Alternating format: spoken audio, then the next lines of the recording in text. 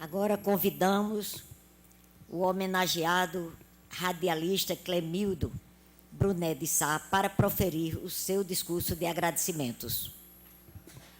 Maringá, Maringá, depois que tu partiste, tudo aqui ficou tão triste, eu garrei a imaginar. Maringá, Maringá, pra ter felicidade é preciso que a saudade vá bater noutro lugar. Maringá, Maringá, volte aqui pro meu sertão, pra de novo o coração de um caboclo a sossegar. Foi numa leva que acabou com a Maringá, ficou sendo a retirante que mais dava o que falar. E junto dela veio alguém que suplicou pra que nunca esquecesse do caboclo que ficou. Maringá, Maringá, depois que tu partiste, tudo aqui ficou tão triste, eu garrei a imaginar. Maringá, Maringá, pra ter felicidade é preciso que a saudade vá bater noutro lugar. Maringá, Maringá, volte aqui pro meu sertão, pra de novo o coração de um caboclo a sossegar.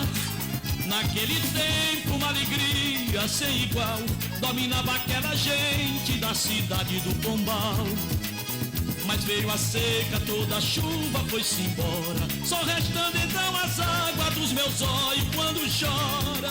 Felicidade foi-se embora e a saudade no meu peito ainda mora, e é por isso que eu...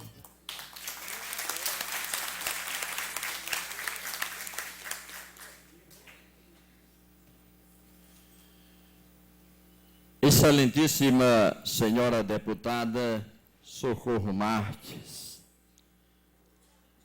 presidindo os trabalhos desta sessão.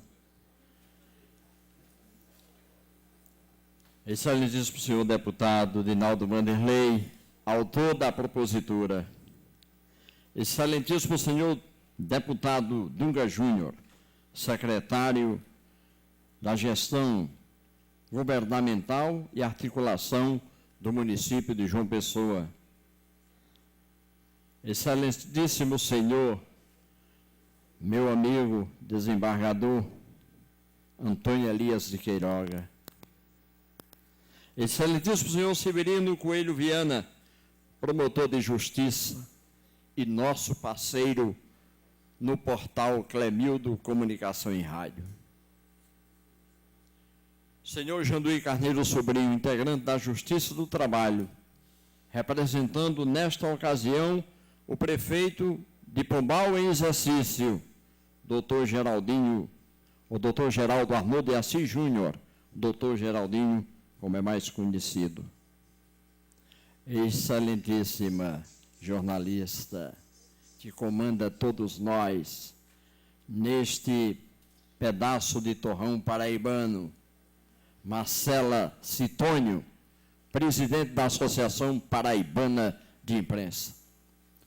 Professor doutor José Cesário de Almeida, diretor do campus da UFCG Cajazeiras, representando aqui o magnífico reitor da UFCG, Thompson Mareis, pastor da Igreja Presbiteriana do Brasil em Cajazeiras, meu sobrinho, Clodoaldo Brunet, que está aqui na mesa.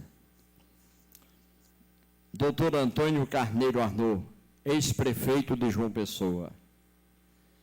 Coronel Kelso, meu abraço a todos desta mesa ilustre, bem representada de ilustres paraibanos. Meus conterrâneos, meu amigo Eliezer, meu abraço.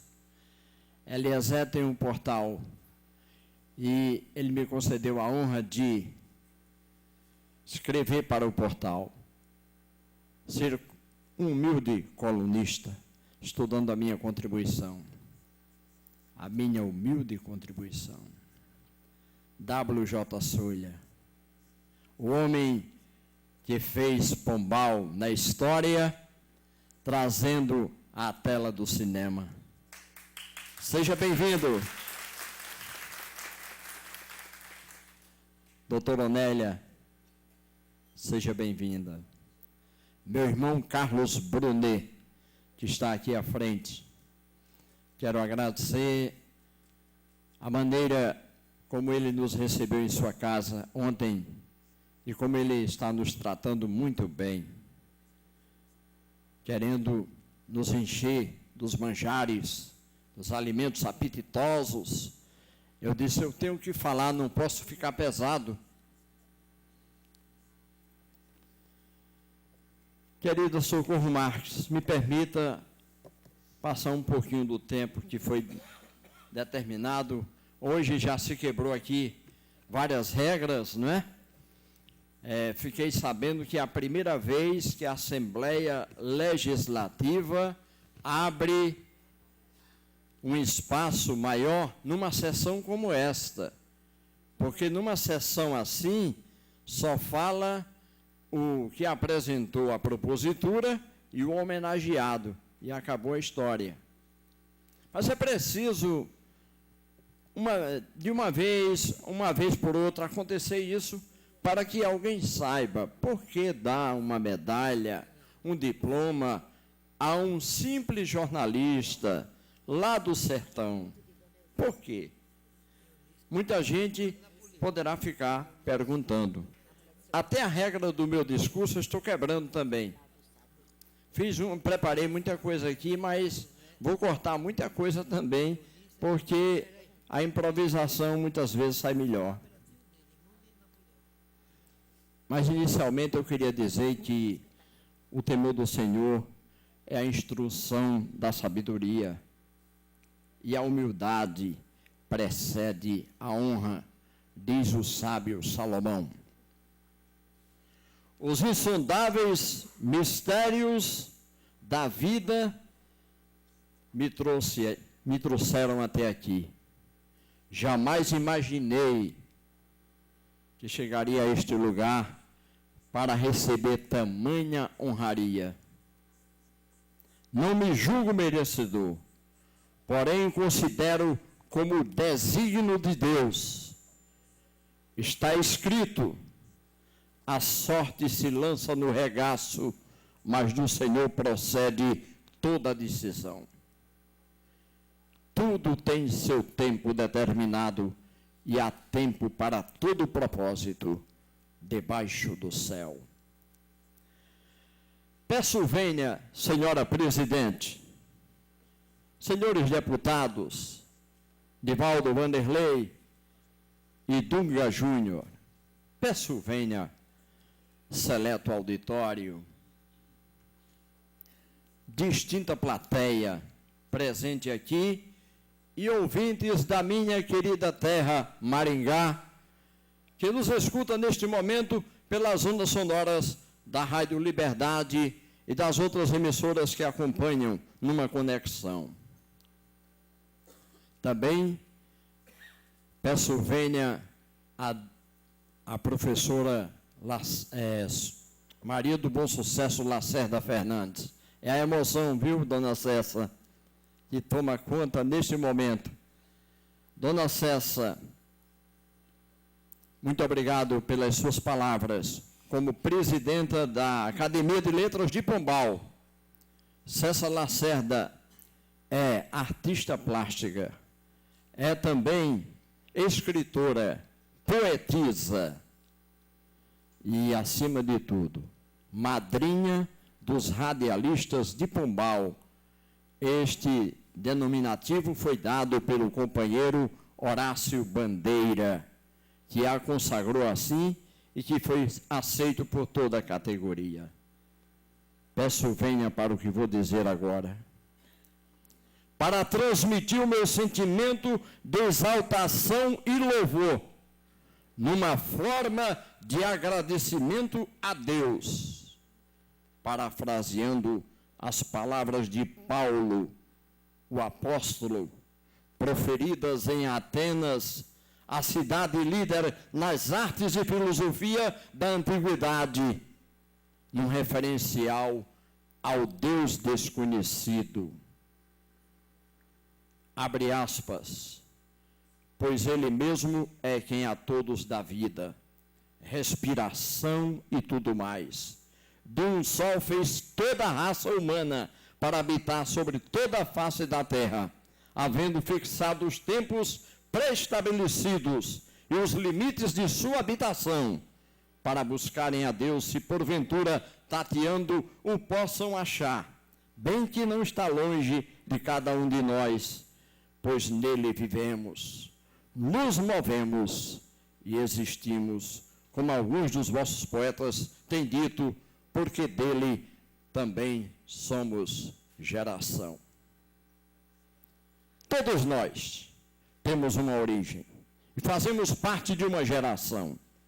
A miscigenação da raça em nosso país é formada pelo conjunto de indivíduos com caracteres somáticos, como a cor da pele, a conformação do crânio, do rosto, o tipo de cabelo, etc. Nasci em uma cidade encravada no sertão da Paraíba, terra do doutor Hugo Ugolino, que está aqui, ex-prefeito da nossa cidade. Pombal, cuja área territorial é de 889 quilômetros quadrados. É o segundo maior em território, representando 1,58% da superfície total do estado, que é de 56.400 quilômetros quadrados. Está a 185 metros acima do nível do mar. Pois bem, meus amigos, meus ancestrais são franceses. Os ancestrais são franceses. Brunet, ainda hoje pela manhã, o João Camurça, nosso jornalista, perguntava: por que diz Brunet? Você diz Brunet e diz Brunet. Eu digo, é a forma paraibana, a forma nordestina, que muda justamente o vocábulo, mas a pronúncia correta é Brunet, com o T mudo.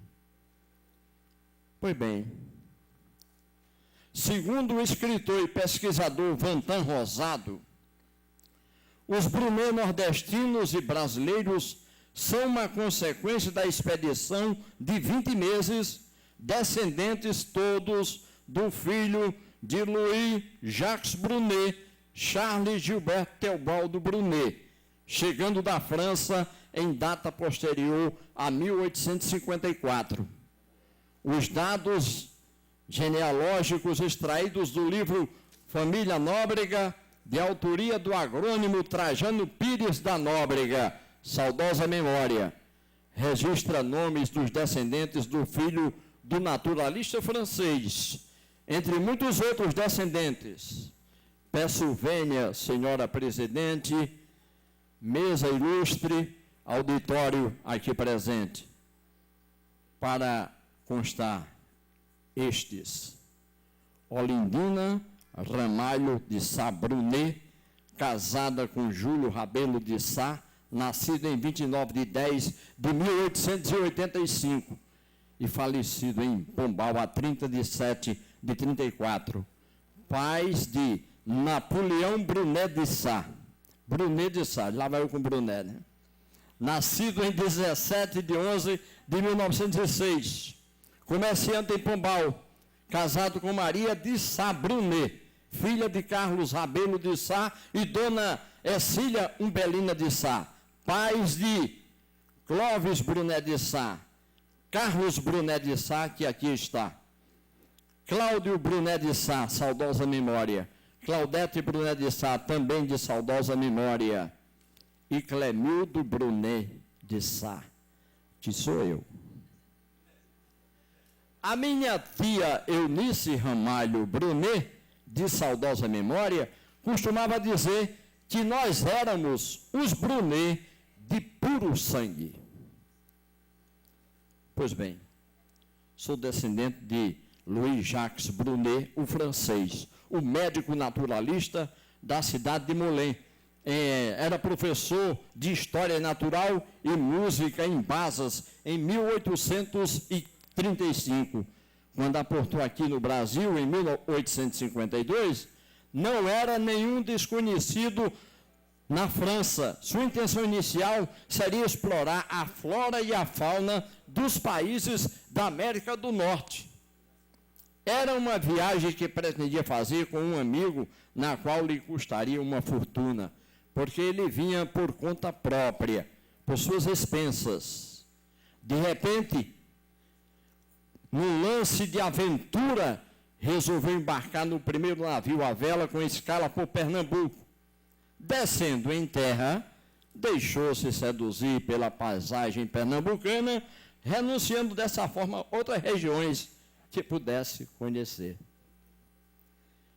Ele foi contratado em 1853 pelo presidente Sá. E meu nome tem Sá, é assim mesmo Sá.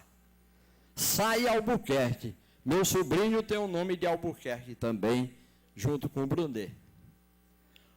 Para observar a posição geográfica dos principais pontos da província, direção, curso, volume e temperatura das águas, sua composição química, quando elas apresentam propriedades particulares, estado higrométrico e temperatura da atmosfera, inclinação e declinação da bússola, suas variações diárias. E agora vem um paraibano para dizer, segundo o escritor José Américo, o plano foi sugerido naturalmente pelo francês e comportava uma série de observações que nem todas, com algumas reservas, só tiveram início na Paraíba, decorridos mais de 50 anos. Em fins de 1852, chegou à areia, em missão exploradora, ele, o naturalista francês Louis-Jacques Brunet, homem de grande ilustração e amigo de Leverrier, de Lamartine, de Dumas Pai e outras celebridades da ciência e das letras. Ouvindo falar tanto e com tamanha admiração do pequeno Pedro Américo, quis conhecê-lo pessoalmente e foi procurá-lo à casa paterna. Tinha o precoce desenhista menos de 10 anos. Sua timidez habitual cedeu prestes o lugar à confiança que lhe inspiraram as maneiras insinuantes e as palavras bondosas do sábio explorador, assim como ao interesse que no seu juvenil espírito despertou uma pequena coleção de gravuras, cópias de quadros célebres que lhe mostraram o estrangeiro, o que ele pôs a contemplar cheio de pasmo. Depois de examinar atentamente diversas paisagens e retratos feitos pelo pequeno, quis o senhor Brunet certificar-se da verdadeira habilidade deste, pelo que fez desenhar, do natural, um chapéu, uma espingarda e diversos outros objetos que Pedro Américo reproduziu fielmente. Então, manifestou o naturalista o desejo de levá-lo em sua companhia como auxiliar, cujo concurso ser-lhe-ia precioso para os estudos que ia empreender.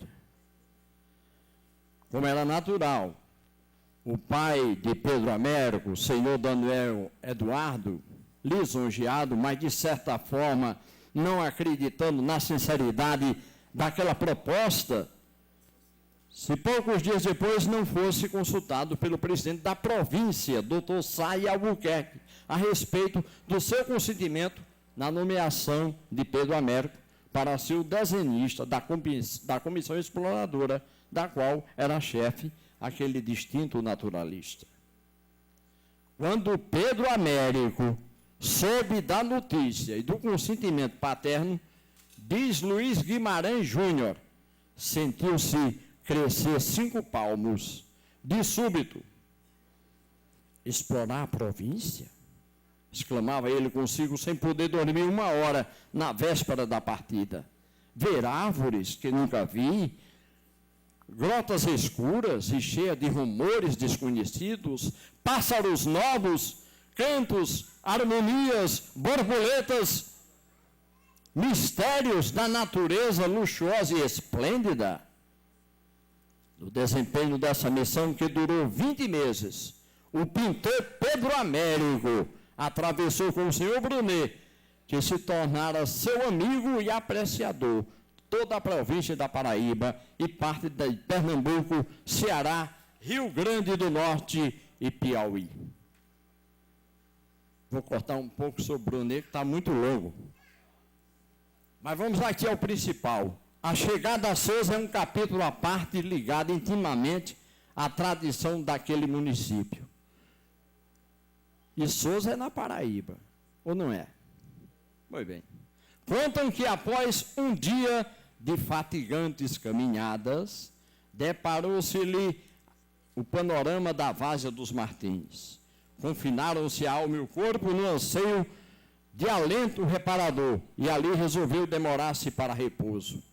A presença do estrangeiro fez com que os vizinhos afluíssem para ali.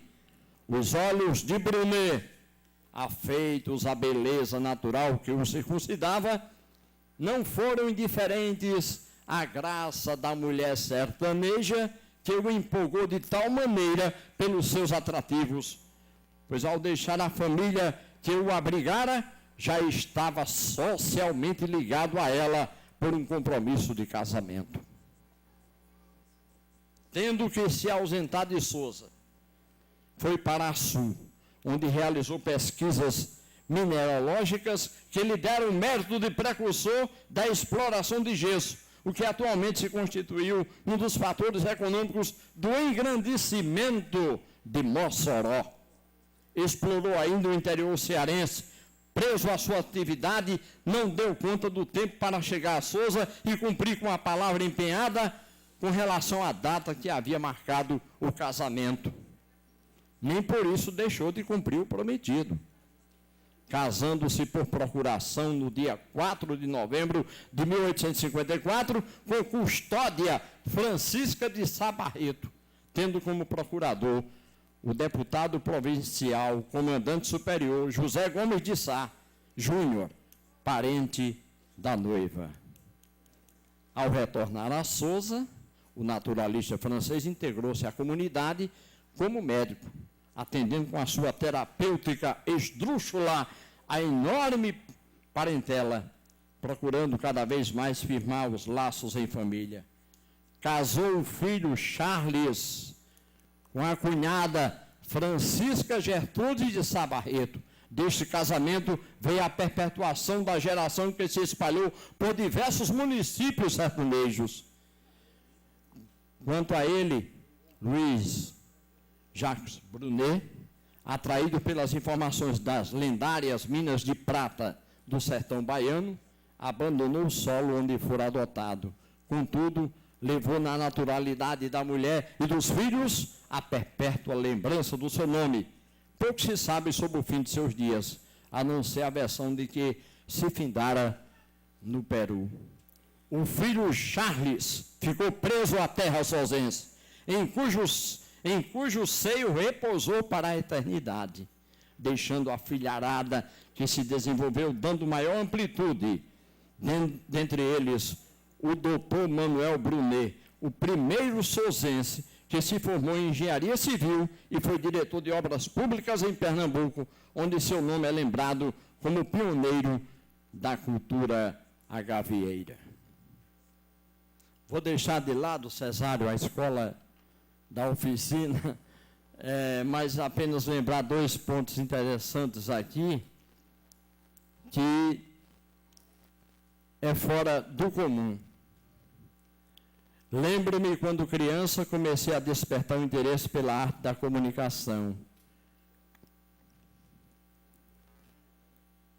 Eu usava caixas de papelão em formato de amplificador, utilizando pregos e fixando nelas fichas de garrafas, como se fossem os potenciômetros que serviam de volumes. Não sei como cheguei a descobrir por mim mesmo uma maneira de emitir som de voz através de 2 caixas de pó talco. Antigamente tem aquelas caixas de pó talco, né? Cujo fundo era de flande. Amarrava com palitos de fósforo por dentro dessas caixas um arame, esticando-o de uma extremidade à outra em árvores, no muro de minha casa. Falava de um lado e ouvia-se do outro pela vibração do arame. Isto eu fiz, senhor deputado Adinaldo Vanderlei, sem que ninguém me dissesse que eu fizesse isso. Ninguém me ensinou. Era o despertar para a comunicação. Tempos depois, já com 10 anos, comecei a tomar gosto pelo gênero musical da época.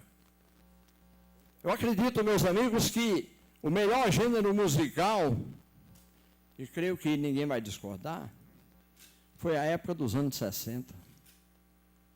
A época da Jovem Guarda, a época da candura, do amor ingênuo, interpretado nas músicas, nas letras das músicas, onde havia realmente uma perfeita ressonância. Aos 12 anos, já foi dito aqui, vou só passar por cima, entrei na difusora do Raimundo Lacerda, e aqui eu cito que comecei a falar em microfone, até diziam pela rua: quem é aquela menina que está falando na difusora de Raimundo Sacristão? Cadê o Marcos Lacerda? Está por aqui? Ok, Marcos, muito bem. Está aí o Marcos Lacerda, filho do Raimundo Sacristão. E aí o pessoal dizia na rua: é aquela menina, quem é aquela menina que está falando na difusora de Raimundo Sacristão? E aqui, Otacílio Trajano, cadê ele? Otacílio Trajano, eu lembro aqui o Zailton Trajano. Zailton, realmente, como eu digo aqui, neste trecho, nesse ínter comecei a falar em microfone incentivado por Zailton Trajano, que já era locutor. Logo a seguir foi chamado para fazer propagandas em porta de loja. E quando não estava nessa atividade, gostava de aproveitar a semana para fazer programas musicais na difusora das lojas paulistas, que depois veio a ser Casas Pernambucanas. Usava esse serviço de som como se fosse um estúdio de rádio com todo o seu aparato. Eu fazia programa como se estivesse numa rádio. Programas musicais na difusora das lojas paulistas. Meus amigos, me permitam destacar um diferencial na minha vida de comunicação. É que eu não fiquei somente com o interesse de aprender a trabalhar na comunicação. É que eu, semelhante a Louis Jacques Brunet, que fazia as suas explorações científicas à custa do seu bolso, também às minhas expensas, embora que não eram minhas, mas eram de minha mãe. Chorei aos pés de minha mãe depois que meu pai morreu. Eu quero uma rádio, eu quero uma rádio. Me lembro ainda que ela pagou por essa rádio 200 mil cruzeiros, não sei bem a moeda da época, mas ela comprou a rádio e me deu. E logo aonde? Numa época, lembra aqui o reverendo Jonatas Barros de Oliveira, sua filha está aqui, Rutilene, nos prestigiando. Rutilene Barros. Pois bem, reverendo Jonatas ele era técnico, ele era radioamador e era técnico de consertar rádio. Ele montou uma emissora num lugarzinho chamado Betel e transmitia programa evangélico. E eu fiquei fascinado com aquela rádio. Eu ouvia lá no Mari de Antônio Martins, eu ouvia ele fazendo o programa. Eu disse: eu vou comprar essa rádio. E quando eu fui comprar a rádio, ele disse assim: olha, é muito perigoso, aqui é no sítio, mas você botar esta rádio numa cidade vai ser Você vai responder pelos seus atos. Eu disse, mas eu quero. A rádio veio para a cidade. Botamos o nome e a voz da cidade e colocamos alguns alto-falantes em pontos estratégicos de Pombal para justamente fazer com que houvesse uma camuflagem e ninguém dissesse que aquilo era uma rádio. Era uma difusora que funcionava nos 4 pontos da cidade, mas entrava no rádio. Foi a emissora de maior audiência. É claro, Pombal é barrista. Pombal tem filhos barristas. Aqui está a prova disso. A presença de vocês neste auditório, prestigiando esta solenidade. Pois bem, com isso veio o João Costa. Ô, João Costa, você veio, bom, eu vou cortando aqui, mas eu quero falar logo no João Costa. Todos conhecem o João Costa aqui? Pois bem. João Costa está aí. Veio Carlos Abrantes, irmão de Paulo Abrantes. Werneck Abrantes escrevendo sobre a rádio Voz da Cidade, ele diz assim: em 1966, o jovem Clemildo Brunet instalou a rádio A Voz da Cidade e Carlos Abrantes era a voz fluente. Todos conhecem a voz do Carlos Abrantes. Ele hoje exerce aí a função, é advogado, mas não exerce a função de advogado. Ele exerce a função de comunicador.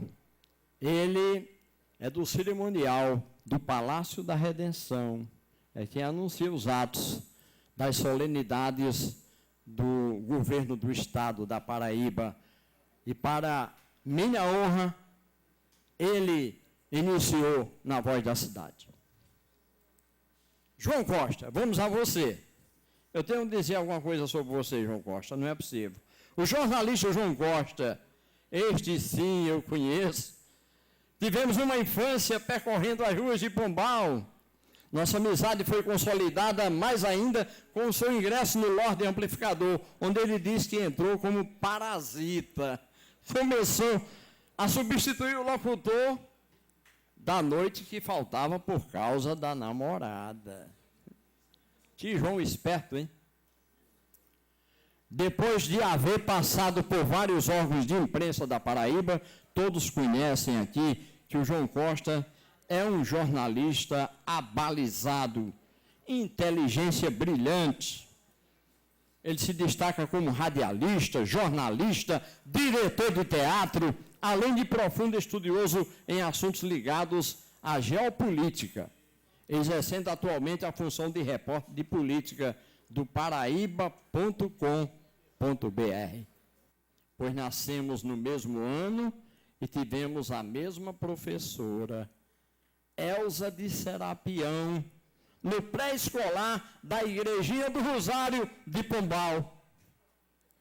Ousado, corajoso e vencedor, graças à sua garra, graças à sua garra, conseguiu ultimamente para a SAPE a criação do Instituto Federal de Educação, Ciência e Tecnologia da Paraíba, IFPB, aprovada pelo Senado num projeto de lei do senador Roberto Cavalcante.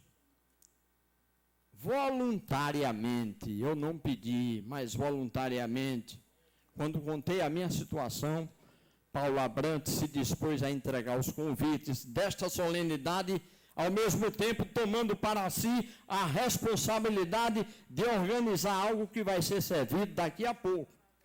A ele a minha gratidão, agradecendo também a todos que fizeram adesões a esse projeto. Contribuíram, a tantos quantos contribuíram. Muito obrigado. Obrigado, Paulo Abrantes. Meus amigos, agradeço as inúmeras mensagens de congratulações por parte dos amigos que estão postados no meu blog. Uns de perto, outros de longe. Agradeço também as manifestações de outros amigos que pessoalmente manifestam sua satisfação e contentamento pela deferência desta outorga concedida pelos nossos representantes, bem dignos representantes da Assembleia Legislativa da Paraíba. Acima de tudo, agradeço a Deus que, por sua infinita bondade e misericórdia, me concede vida e saúde, sempre dizendo: não mereço tudo isso.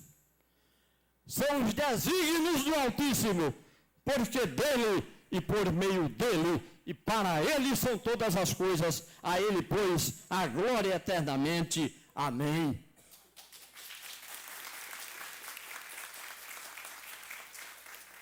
A minha cidade, Pombal, a radiofonia da minha terra e a Paraíba, o meu reconhecimento. Obrigado.